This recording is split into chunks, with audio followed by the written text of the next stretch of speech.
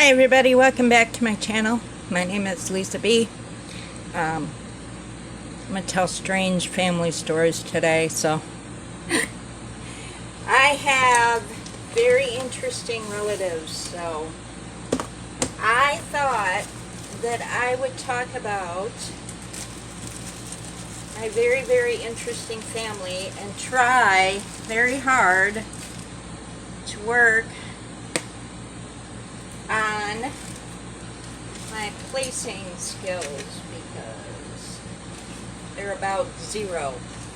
I got a bunch of stuff coming, so I know you're probably sick of this painting. I'm a little sick of it myself, quite frankly. And I thought I'd try and do some multi-placing, talk about my crazy family. And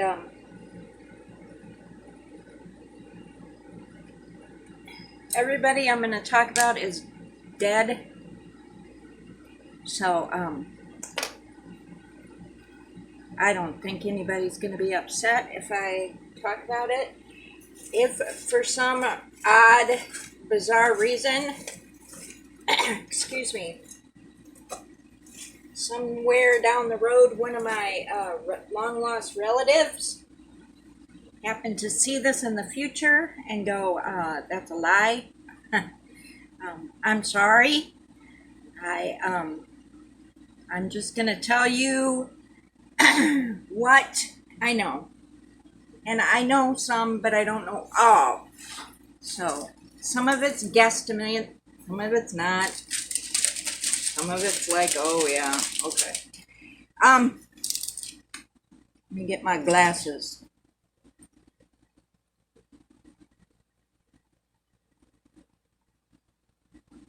If you think about it, my relatives really haven't been in the United States that long. I mean, it was the 1800s, so yeah, it's been a while.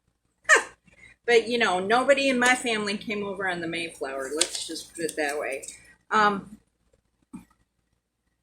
What's R? Sorry. I should have got the 666. 666.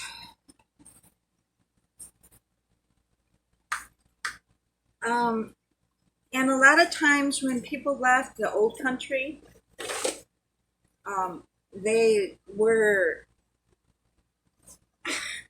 I don't know, maybe they just, you know, they wanted to immigrate because they weren't happy where they were at. I'm not really sure. I know that they said America was a land of opportunity. I know that to be a fact because in Europe at the time, I believe it was, you know, all the land was taken up and the only way you could get property was through inheritance. So if you were like son number 6 or whatever, you didn't have a chance of owning your own property. I know that for a fact. So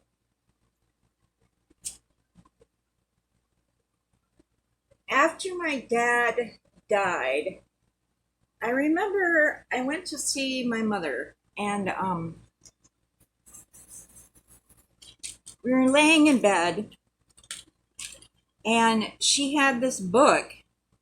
Somebody had self-printed. It was the history of my father's family. I'm going to talk about the Amundsons today and some of the Holmbergs, but mainly we're going to talk about the Amundsons.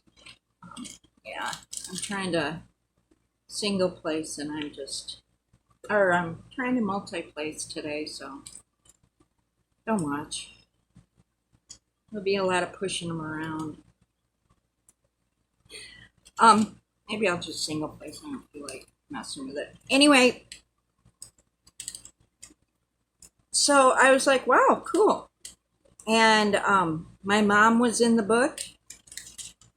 Me and my sister were not in the book of relations, which I thought was very odd, but my older half-sister was, and that's another story. We'll talk about her. So in Norway, We're going back to the 1800s. I found this. My great grandfather's mother lived in Norway, and so that's the page I was on, and I was struck because I knew had been two brothers, but she didn't have a husband listed. Now, she owned property, and it didn't say she was a widow, and it didn't say that anything. It just said her name, period.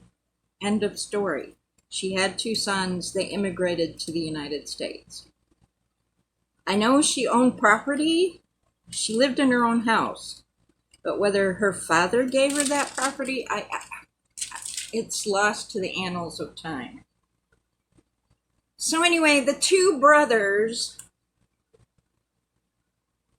grew up in Norway, and I'm sure that book is in my storage area.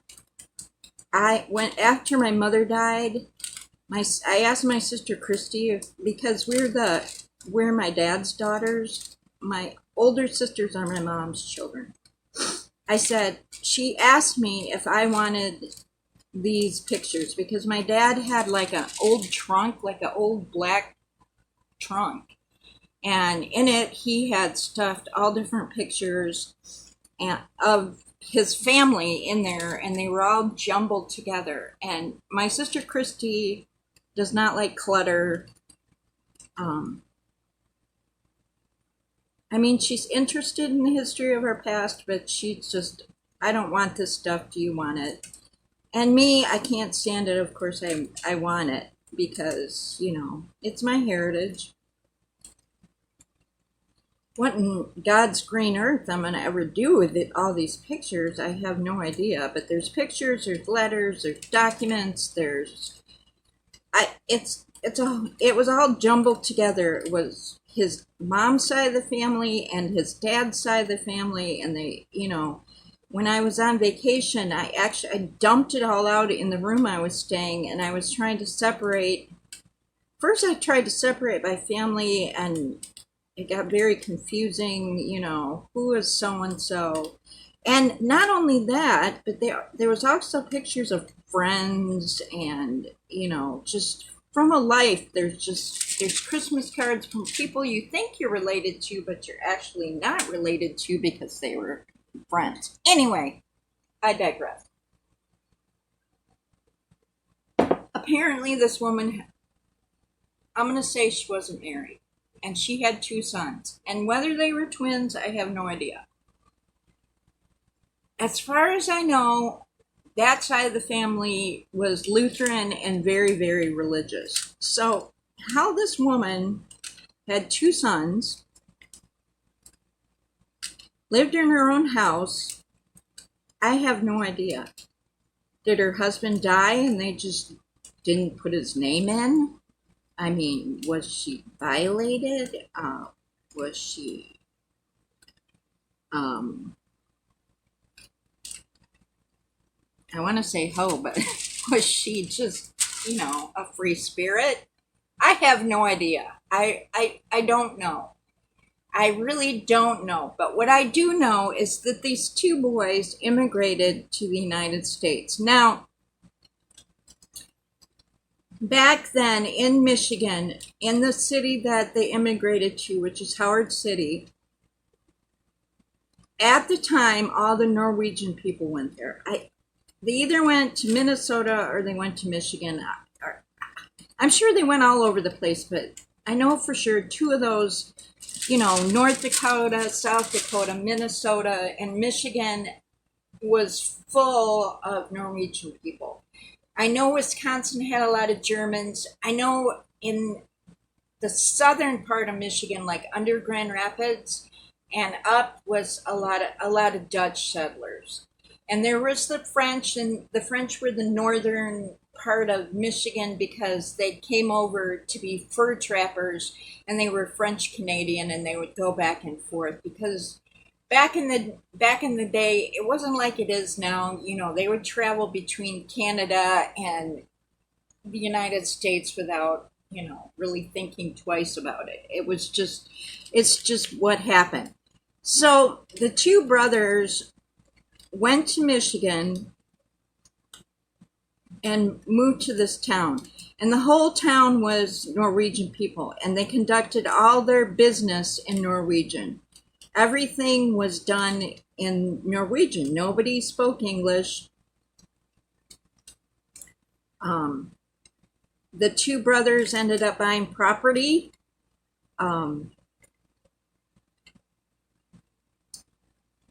And they were farmers. And so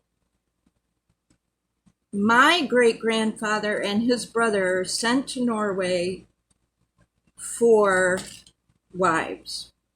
And I don't know. Anyway, I have a picture of my great-grandmother. I have two, actually, and she looks like a cute little old lady. I don't know. I know it must have been really hard on her to live in what would have been the wilds of Michigan with a man she met through the mail, I'm assuming, or maybe somebody in the family picked her out, or I don't know how they did it back then. But I'm sure she felt pretty comfortable. I mean, she didn't speak English. I know she didn't speak English. And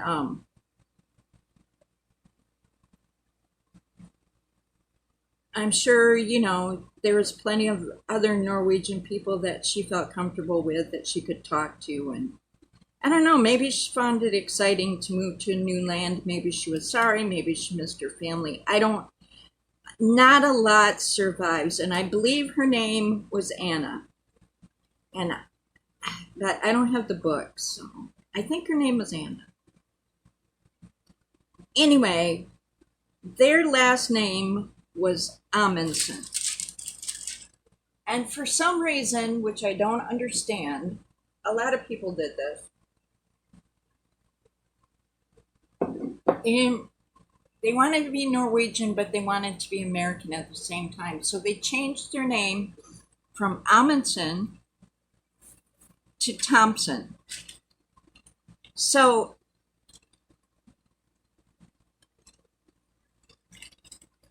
I don't know why they did that. They lived in a Norwegian town. Everybody was Norwegian. Everybody would have Norwegian names. Maybe you got me. I really don't know why they did it, but so anyway, so the deal was back then was as soon as you got married, you wanted as many kids as possible because you wanted them to work on the farm. That's just, what they did back then.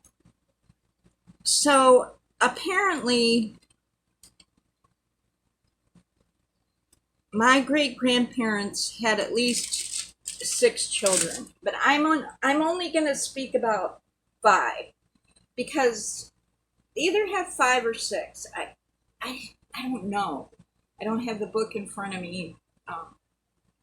It was a long time ago. My dad was very tight-lipped about his family. He was obsessed with his family, which I will get into, but I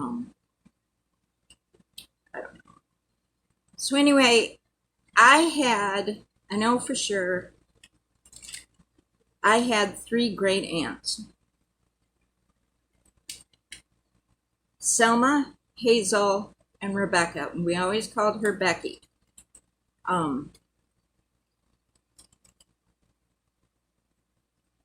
And then my grandmother's name was Nora. Nobody had middle names. I don't know why, they just didn't. Don't ask me. I guess it wasn't common back then. And then there was a brother. I know there was a brother for sure, and his name was Earl. And as a child, I called all these people uncles, so. And he would have been my great uncle, so I guess my dad's grandparents are my great grandparents, right? Right? Okay. Anyway, and it's confusing to me. So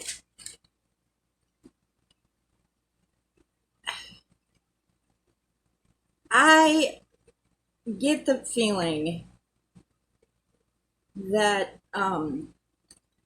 they were very religious. I do. And um, I also get the feeling that my great grandfather was not very kind to his daughters, because I have the feeling that maybe he was ashamed of his mother, so he was hard on his daughters, if that makes sense. I don't know. I'm just guessing by what I have heard about them, on what I know of how their life turned out. I know my sister Mindy, who is quite a bit older than me and knew the family better, because they were, it's a long story, but they were a lot older when I was born. I was born in 68, and by 1968, my aunts, my great aunts, were in their 70s. So by the time I came around, they were in their 80s, that I remember. And I don't remember ever sitting down and having a conversation about family at all, ever. And I remember that by the time I was 12, that the oldest sister, was it Selma? I think it was Selma. She already had Alzheimer's by the time I was like 12. So, um, yeah.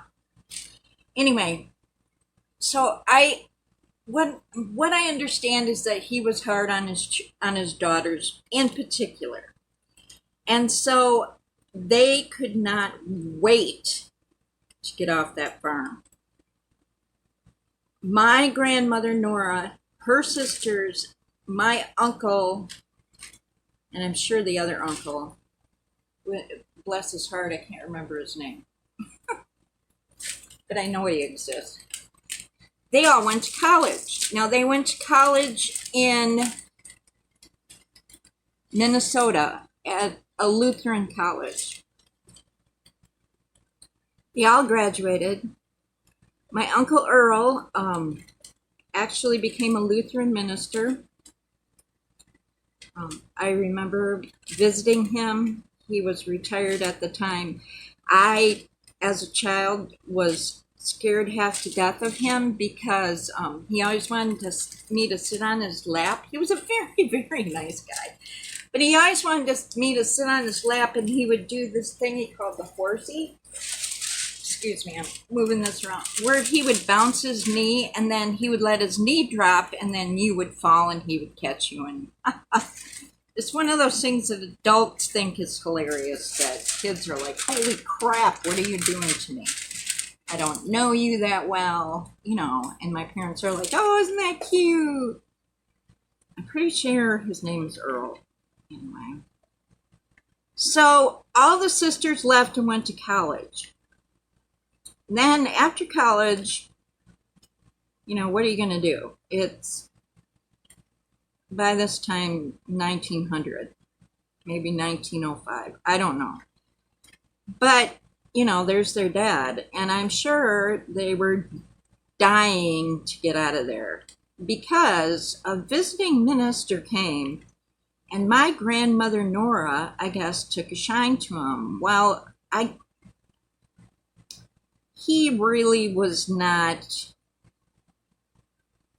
I guess he's not that into her, or maybe she made more of it than it was. I don't know. Anyway,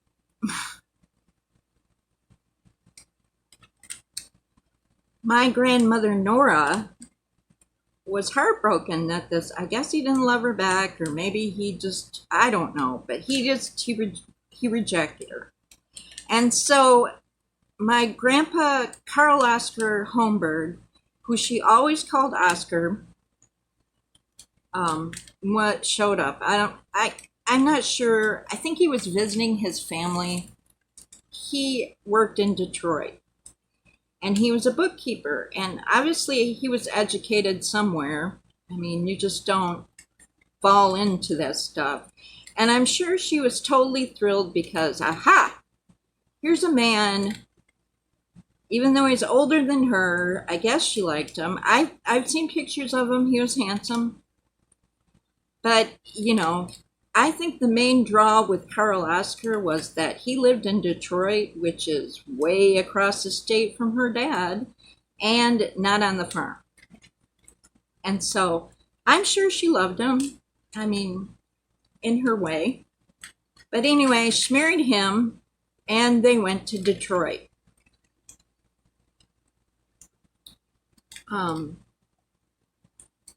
My other three aunts also could not wait to get off the farm. They, I'm not really sure. I know they worked in either Grand Rapids or Chicago area. Somewhere, I know for sure my one aunt worked in a factory. Maybe both of them worked in the factory. And then my other aunt, she had a degree in social work and she worked with unwed mothers, and she did that for a long time. I think she retired in 60 something. Not really sure. But I found pictures, and she had a very happy life. But none of them got married. And then before the Depression, everybody was having a good old time. And I have pictures, and I'm sure they're pretty tame. I mean, we're talking about fairly religious people, but you know, they were dressed really nice. They had like little fur cuffs, and you know, they were freaking adorable, quite frankly. And little bobbed haircuts, and they were riding around in you know, to me, antique cars. And there was pictures of them in Detroit. And you know, my aunts would come to visit my grandma Nora in Detroit, and then eventually my grandma got pregnant, and she had my dad, and they named him Milton Gordon Holmberg. And they named him Milton after somebody who died, a cousin.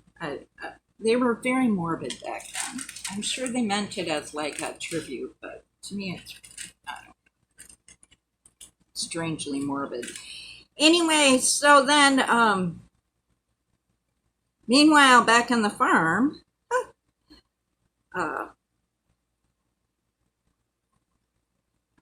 the flu pandemic happened, and I guess that the uncle that passed away, the uncle that I can't remember his name, had gotten married, and him and his wife had had a son. And they got the flu, and they died of the flu pandemic in, what was that, 1918, 1917? Somewhere. It was before my dad was born. Anyway, he had a cousin that grew up with the grandparents because his parents had passed away in the flu epidemic. So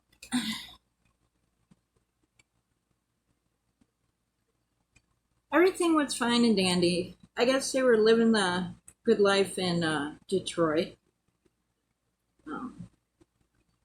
My father, when he was a very small child, had his picture taken at a professional photographer's.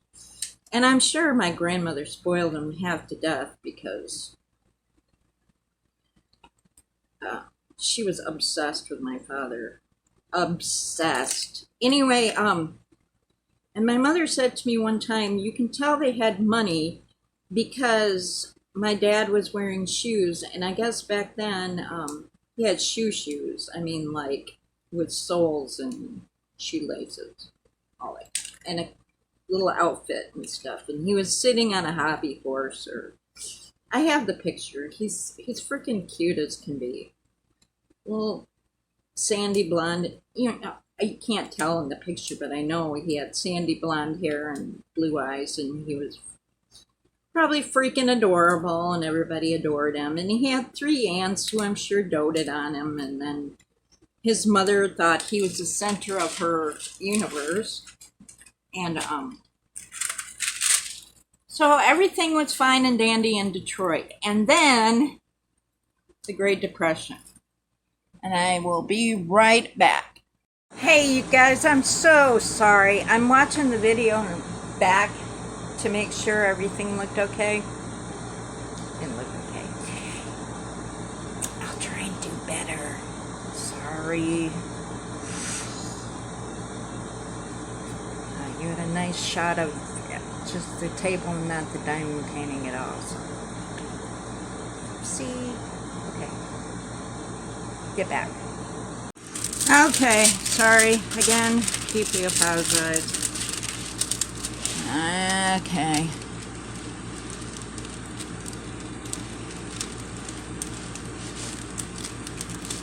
I think it's way better than what you were looking at, so yeah. So anyway, so I remember the name of my great-grandfather. His name was Hans. Not that it matters, but his name was Hans. Phew, got that one remembered. Okay.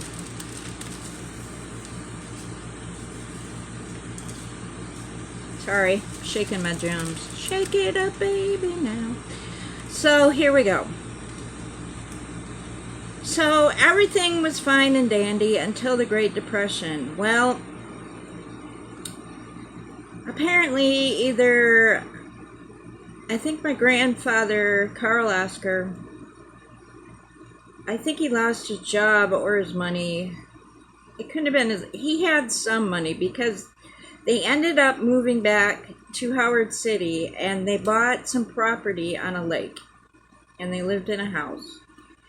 And my dad was little. He was very little.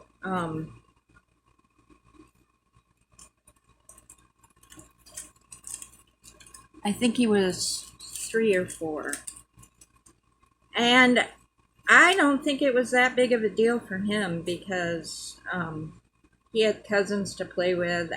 There's pictures of him horsing around on the farm, you know, playing with kittens. I know that the cousin that the parents had died in the flu epidemic, I guess he was there. They hung out together. Not really sure. George. His name was Uncle George, not Uncle Earl. Uncle George. Oh my gosh. I'm sorry, George. He was married to the nicest lady, too. I really liked her. And we were not even actually related except by marriage, which makes sense that all the crazy ones were the ones I was related to. I'm sorry, I'm moving this around. Let me look. Because now I'm freaking paranoid. Good enough for government work. I know, I need to dig out my cover minder and I didn't. Anyway, good lord. It's going to be a hugely long WIP and chat because I'm fooling around. This is color 890. It is the lowercase a. So they moved back to Howard City. And this is where all the malarkey started with my grandmother. Now, I'm sure there was other things that had happened. I don't know. It's not really well recorded, but my grandmother was obviously not mentally well. So she, I guess you would call it, had a nervous breakdown or a spell. Yeah, I don't know. She had a spell. So there's lots of sad stories, but the one that makes me very sad is that my dad was very small. And he said he remembered that she was laying in bed, really upset. They were in Howard City at the time. And he was very small. And she was clutched onto him and would not let him go. I mean, I guess it scared him half to death. He couldn't have been more than 4 or 5, 6. I don't. Just a little guy, and she was having a spell, which I assume would be like a nervous freaking breakdown. And I guess he was with her all night, and maybe that's the only way they could keep her quiet. I don't know. But I know that it really upset him to the degree that he always thought she was going to die at any minute. Just any second she was just going to die, and and she got very, very, very oddly religious, like strangely overboard religious. I don't know if y'all know who Aimee Semple McPherson was, but she was a female minister in the 30s, very radical. You can look her up if you'd like to. Google her name. I will put it on the screen. Yeah. I guess my grandmother became obsessed with this woman, and she had all her books and everything. The rapture was at hand, and everybody was going to die, and the world was going to hell. And anyway, so my grandmother ended up in Grand Rapids at the mental hospital, and this would not be her first day. I think, what do I think?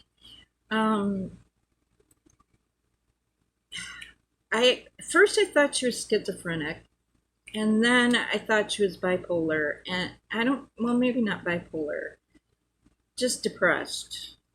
Just, I can't even explain to you what the issues were. But back then, what did they do? They gave you a electric shock therapy, and what it entails is they make your brain. They give you a shot of electricity, and they make your brain have a seizure. And because the thought is because your body is full of, basically like a battery, because you work on electrical impulses, your body does, that the zapping, so to speak, would reset your brain. Like with a computer, it's not working correctly, so maybe you should turn it off and turn it back on. That was the theory. I've heard good things and I've heard bad things. Some people it really works for. They still do it. It's way different than it was back then. But now they have medication, as in the 30s they didn't have medication. The 30s, the 40s, whatever. She was in and out. She heard voices. She talked about things that were very, just obsessively talked about religion. She thought she was going to die all the time. I mean, she was going to die. Her son, her beloved son, was going to die. Everybody was going to hell. She had problems, and whether, I think it was a case of it was always there, and then her upbringing with her strict father, and the shock of the Great Depression, and all of it pushed her over the edge. And it's sad because when I was a child, she scared me quite frankly. She looked like a spider. She was skeletal thin. She had ropey veins on her hands, and she would say stuff to my sister and I like she had heard us on the radio, and you know, she was, her apartment where she lived in the 70s and 80s was just kind of, well, the 70s. It was an assisted living home where she had a living room, a kitchen, and a bedroom. And she never went in her bedroom. She slept on a rollaway bed in what would have been the living room. And, she had a radio there, and she had a side bed table and a ginormous radio where she had marked where the religious station was so she could listen to her favorite religious programs. And obviously she thought me and my sister were talking to her through the radio. She was obsessed with my father. I mean, he could not make a move without, he had to call her every single evening. And my mother would, one time when I was a kid, my dad was sitting there after dinner talking to his mother on the telephone, and he was sitting on, it was a chair, had really long legs. It was for small children, not like it was a high chair, but more like a toddler child. Anyway, after we had grown up, they had pushed this wooden chair near the telephone so you could sit on it and talk on the phone. Anyway, so my dad would sit there and talk on the phone to his mother, and at the same time, he would curl his hair around his finger in almost a childlike way while she would talk to him. It was, my mother's like, watch your dad, watch. And then he would say, after he'd get off the phone, she'd say, what are you doing? And he's like, what? You'd get very upset, So one of the saddest things I have ever read in my entire lifetime is they sent my dad, when he was 7 or 8, all by himself on the bus to Grand Rapids to the mental hospital to visit his mother all by himself. And the letter is to her, and it says, dear mother, he always called her mother, dear mother, I'm happy to see you. The bus trip was fine. I spent 5 cents and bought an apple on the way home. I was a good boy. Please do everything the doctors say so you can come home. Love, your son, Milton. And it was just, it's written in this childish handwriting, and I think to myself, he's so little, and he had to go by, I don't know why they sent him by himself, from Howard City to Grand Rapids, which is probably 40 minutes, half hour, 45 minutes, maybe an hour. Just this little boy all by himself with, pocket money to buy an apple for himself on the bus to go see his mother, who's just mentally ill. And it makes me want to cry right now. And I want to pick up that little boy and hold him. I really do. It makes me so, so sad. Anyway, I'm going to stop here. This is a really long story. It's a really, really, really long story, but anyway, it's about go into my father's life, and so we will do that some other time. But thank you for hanging out with me today. I know I've been doing a lot of coloring and other crafts on my channel and other just weird stuff.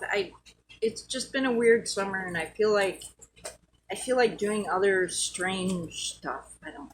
Mainly because Greg is home. He's not home right now. He went to the grocery store, and he went to Lowe's. So, yeah. So I want to apologize to all my people that are strictly diamond painters, because I had unboxing of cross stitch. I had some coloring things happen. me and my husband acting goofy on 4th of July. But yeah, I will have way more diamond painting content coming up. I just gotta wait for it to get here. I also ordered some Nacho Mama's mud from the lovely Becky. So can't wait to get that. I'm gonna do a small battle of the waxes because I have white wax, I have pink wax, I have blue wax, I will have Nacho Mama's mud, and I have what's that stinky stuff called? What's that stinky stuff called, Lisa? Can you remember? You know what I'm talking about. I want to say Stickles, and that's not. Anyway, I will do with that with I'll do a little battle of the waxes. Not that it's that exciting because everybody and their brother has done it, but I just thought it'd be something fun to do. I'm always looking for something fun to do. It is going to be 107 today, and if you are in South Texas, be cool, be safe. Everywhere else, if you're at the pool, I hate you. No, I don't hate you. I love you guys. Talk to you later. Bye.